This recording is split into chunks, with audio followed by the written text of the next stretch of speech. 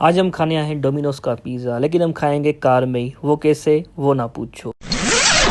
Pizza हमारा आ चुका है। ये 1100 समथिंग की डील थी, जिसमें निगेट्स वगैरह और लावा केक वगैरह भी शामिल है। पिज़्ज़ा वगैरह खा के हम निकल आए घर के लिए। भाई साहब टेस्ट का तो ना पूछें, क्योंकि ब्रांड होता है, ये बात होते है। जैसे घर आए तो मुल्तान का हलवा हमारे लिए आ चुका था, कोई सब्सक्राइबर हमें दे गया था। ये हम खाने वाले थे, लेकिन हमने खाया नहीं है। क्यों नहीं खाया? क्योंकि हमारे घर में चाय बन चुकी थी। तो पहले चाय, उसके साथ सनराइज के बिस्किट भी अवेलेबल थे, तो हमने वो भी ट्राई किए। उसके बाद हमने दोबारा से आए मुल्तान के हलवे पे, लेकिन हमने दोबारा भी नहीं खाने को मिला। क्यों नहीं खाने को मिला अभी आपको बताते हैं। क्योंकि डिनर रेडी हो चुका था, तो डिनर शिनर किया और उसके बाद व्लॉग को भी एंड कर। लाइक शेयर सब्सक्राइब मस्ट है। अल्लाह हाफिज।